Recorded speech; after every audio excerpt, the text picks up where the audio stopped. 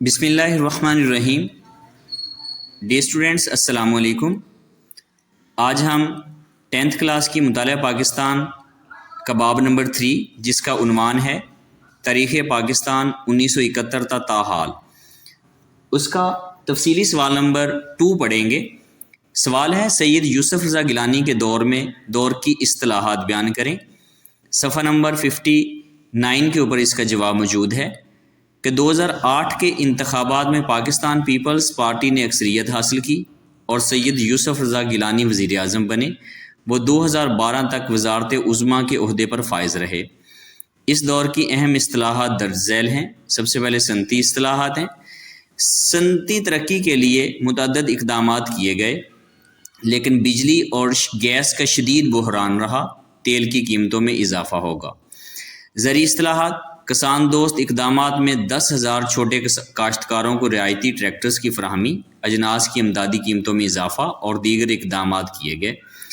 تعلیمی اصطلاحات: حکومت نے national commission for human development کے ذریعے سے بالغ افراد کو تعلیم فراہم کرنے کے لیے تعلیم بالغاں پروگرام شروع کیا۔ دہشت گردی سے متاثرہ علاقوں میں تباہ شدہ تعلیمی اداروں کی تعمیر نو کے لیے اقدامات کیے گئے۔ صحت کے متعلق اصطلاحات: لوگوں کو صحت کی بہتر سہولیات فراہم کرنے کے لیے ہسپتالوں میں ڈاکٹرز، نرسز اور دیگر میڈیکل سٹاف بھرتی کیا گیا اور ان کی تنخواہوں میں اضافہ کیا گیا۔ معاشی اصطلاحات: اس دور کے اہم اقدامات میں 7واں قومی مالیاتی ایوارڈ بے نظیر انکم سپورٹ پروگرام، وسیلہ حق پروگرام، خواتین کی ترقی و تحفظ اور خواتین کے لیے سرکاری ملازمتوں میں 10% کوٹا مختص کرنا جیسے اقدامات شامل ہیں۔ معاشرتی اصطلاحات: خواتین کی ترقی و تحفظ کے حوالے سے گھریلو تشدد اور دفاتر میں خواتین کو ہراساں کرنے پر سزا کے قوانین کی منظوری اور غربت کو کم کرنے کے لیے وہ اقدامات کیے گئے۔ آئینی اصطلاحات کون کون سی کی گئیں؟ 18ویں آئینی ترمیم 2010۔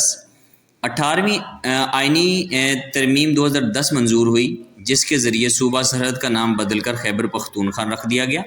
وفاق اور صوبوں کے درمیان کنٹریکٹ لسٹ کو ختم کر دیا گیا۔ اعلیٰ عدالتوں کے ججوں کے تقرر کے لیے جوڈیشنل کمیشن آف پاکستان اور ایک پارلیمانی کمیٹی وہ بنائی گئی۔ 19ویں ترمیم 2010۔